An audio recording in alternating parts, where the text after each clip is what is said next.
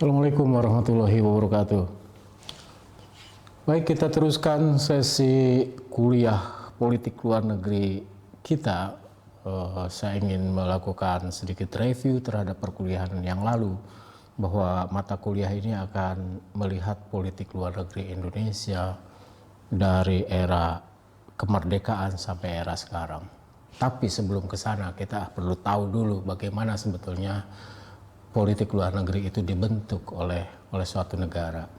Makanya sesi ini kita akan mempelajari proses pembentukan politik luar negeri, faktor-faktor apa yang mempengaruhinya, dan bagaimana cara mengeksekusi politik luar negeri itu. Sebetulnya politik luar negeri itu merupakan proses interaksi antara dua arena. Yang pertama arena domestik dan yang kedua arena internasional. Meskipun terlihat sederhana, arena domestik dan arena internasional ini ternyata sangat kompleks. Arena domestiknya sendiri berisi kekuatan-kekuatan politik yang ada, kekuatan politik, kekuatan sosial, bencana alam, dan seterusnya. Arena internasional itu lebih rumit lagi gitu loh. Jadi biarpun gambar ini hanya memperlihatkan dua elemen dasar, tapi ternyata di dalamnya berlangsung variasi-variasi dan kompleksitas yang kadang-kadang membuat politik luar negeri suatu negara itu mengalami persoalan. Sekurang-kurangnya ada empat faktor yang mempengaruhi proses pengambilan keputusan politik luar negeri suatu negara. Kita lihat di gambar yang seolah-olah merupakan piramida terbalik ini. Politik luar negeri itu pada level atas itu dipengaruhi apa yang disebut oleh global influences. Sangat jelas bagi kita semua sebagai orang HI ya, global influences itu banyak banget. Tidak melulu aspek-aspek politik keamanan seperti terorisme, tapi isu-isu lain seperti isu-isu tentang asylum seekers, isu refugees, climate change, isu-isu kebakaran atau haze pollution, perdagangan manusia, isu tentang drug trafficking, macam-macam isu sekarang yang itu pengaruhnya luar biasa terhadap politik luar negeri Indonesia. Sesekali Anda menontonlah serial Netflix yang berjudul Narcos. Bagaimana narkoba di situ mempengaruhi proses pengambilan dan posisi politik luar negeri di Amerika Latin. Jangan nonton drakor terus, nonton Narcos yang keren gitu loh nontonnya. Jadi global influences itu variasinya banyak banget. Kemudian turun ke influence yang kedua, level yang state of or internal influences. State or internal influences ini pengaruh yang berasal dari dalam. Ini juga banyak banget, kompleks banget. Variasi politik, aliran politik, konflik elit, gerakan sosial, terus kemiskinan, dan seterusnya. Itu mempengaruhi politik luar negeri suatu negara. Berikutnya yang juga pengaruhnya luar biasa dan ini tidak bisa diabaikan adalah individual influences. Yang dimaksud individual influences di sini adalah peran si eksekutor, dalam hal ini peran si pemimpin, presiden, perdana menteri, dan seterusnya, tergantung sistem politiknya seperti apa, dalam mengeksekusi politik luar negerinya. Gitu loh. Kebanyakan justru peran individual ini atau pengaruh individual dari si pemimpin ini juga penting dalam politik luar negeri suatu negara. Kadang-kadang hanya persoalan selera personal dari pemimpin, politik luar negeri suatu negara itu bisa mengalami persoalan. Seperti misalnya yang terjadi di negara-negara di Arab misalnya. Atau kita tahu Kim Jong-un misalnya. Kim Jong-un itu kan sangat, politik luar negerinya itu sangat personal. Jadi selera dia itulah politik luar negerinya gitu loh. Beda dengan di negara-negara yang demokratik, di mana politik luar negeri itu adalah reflection dari political system. Di negara-negara otoriter, kebanyakan justru peran individu, si pemimpin itu luar biasa. Castro dulu, Kim Jong-un, Gaddafi, dan seterusnya. Ya. Jadi dari situlah kemudian turun ke mengerucut lagi ke policy making proses pembuatan keputusan dan turun menjadi produk yaitu foreign policy decision. Bagaimana keputusan politik luar negeri suatu negara. Jadi kita bisa menggunakan clustering seperti ini untuk melakukan analisis. Oh, ternyata misalnya Jokowi dalam poros maritim dunia itu global influences-nya ini. Oh, karena Cina lagi berkuasa misalnya di dunia. Oh, state or internal influences-nya karena Indonesia hanya berfokus pada misalnya pertanian dan melupakan maritim misalnya. Oh, individual influences-nya karena memang Jokowi originally Jokowi itu seorang pedagang gitu. Jadi dia sangat bisa melihat mana yang disebut cost dan mana yang disebut opportunity. Ya, itu kira-kira. Berikutnya, dalam politik luar negeri suatu negara, sekurang-kurangnya ada empat model pengambilan kebijakan politik luar negeri. Nah, kita akan tahu Indonesia itu preferensinya menggunakan model yang mana melalui 4 model ini. Model yang pertama adalah model aktor rasional. Yang kedua model birokratik, yang ketiga model pluralis, dan yang terakhir adalah model psikologis. Mari kita lihat satu-satu. Model aktor rasional itu adalah model yang paling populer di dalam kajian politik luar negeri. Di sini model ini ingin mengatakan bahwa politik luar negeri yang dipilih oleh suatu negara itu hanya untuk melakukan maksimalisasi atas apa yang disebut national interest atau kepentingan nasional.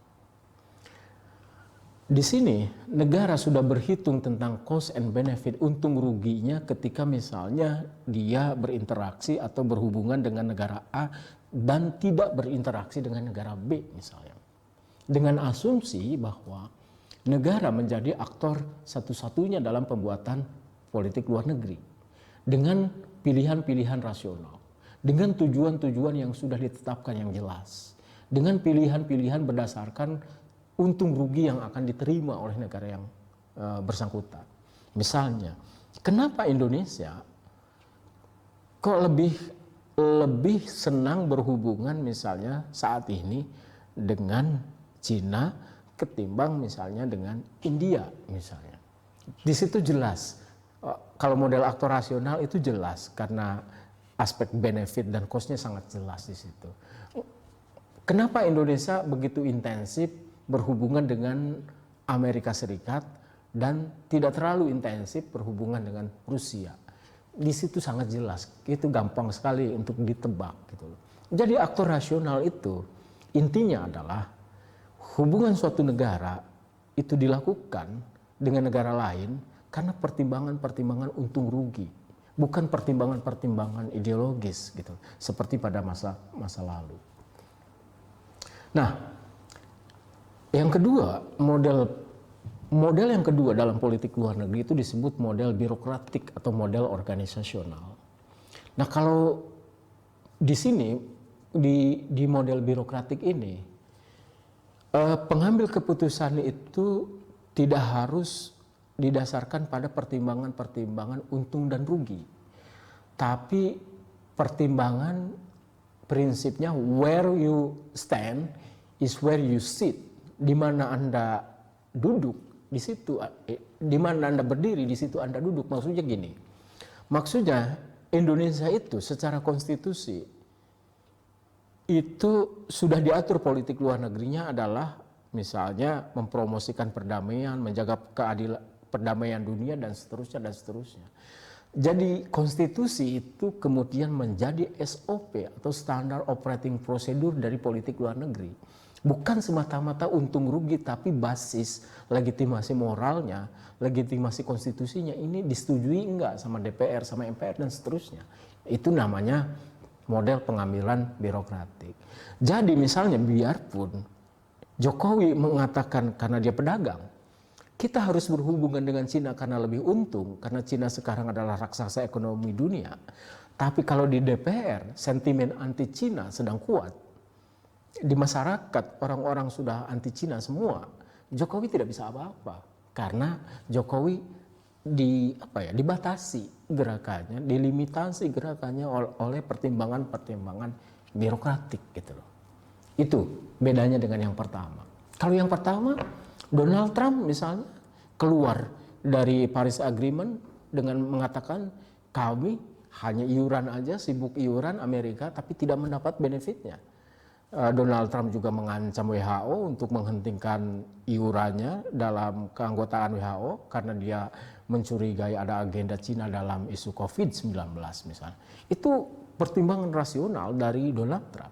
Tapi kalau di DPR-nya Amerika bilang, enggak, konstitusi Amerika mengatakan bahwa untuk isu kemanusiaan Amerika harus support. Itu Donald Trump harus tunduk gitu loh.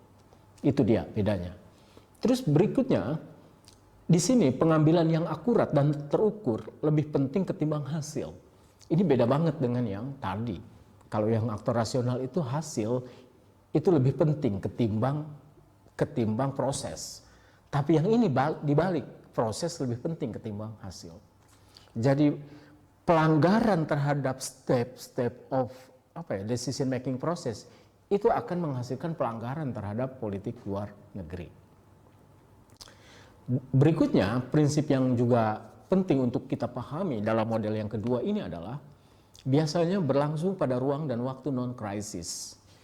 Artinya tidak mendesak-mendesak amat politik luar negerinya sehingga DPR masih bisa berunding, masyarakat masih bisa diajak ngomong untuk politik luar negeri suatu negara dalam jangka yang panjang gitu loh.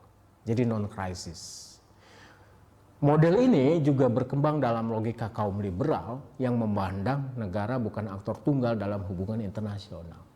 Jadi kaum liberal itu kan intinya mau bilang gini, negara itu harus kerjasama loh dengan aktor-aktor non negara, dengan DPR, dengan pers, dengan organisasi masyarakat dan seterusnya. Semuanya adalah aktor-aktor yang harus didengar suaranya.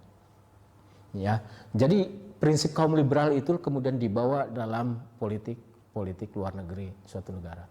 Dan jelas sekali yang birokratik organisasional ini biasanya terjadi dalam negara yang mekanisme dan sistem kenegaraannya itu lebih demokratis, tidak otoriter gitu loh. Berikutnya model pluralis. Nah, kalau di model pluralis ini lebih merefleksikan politik luar negeri itu lebih merefleksikan dinamika sosial yang berlangsung di suatu negara. Di sini ada beberapa kata kunci dalam model pluralis ini adalah politik luar negeri itu merupakan hasil bargaining dan negosiasi dengan banyak aktor di dalam negeri. Kenapa misalnya di era SBY kelompok militer itu kuat dalam politik luar negeri, tapi di era Jokowi militer mengalami penurunan dan yang paling banyak muncul adalah pengusaha. Nah, jadi itu menunjukkan bahwa bargaining pengusaha di era Jokowi itu lebih diberi tempat ketimbang di era SBY yang memberi tempat pada militer gitu. Di samping juga Jokowi dulunya mungkin pedagang sehingga dia lebih dekat dengan kalangan bisnis ketimbang tentara gitu loh. Jadi intinya kalau yang pluralis ini, politik luar negeri itu mencerminkan dinamika sosial yang berlangsung di suatu negara. Misalnya sebelum SBY di era Habibie, Megawati dan seterusnya, posisi NGO atau LSM itu sangat lemah dalam politik luar negeri Indonesia. Intinya politik luar negeri Indonesia itu isinya cuma itu aja.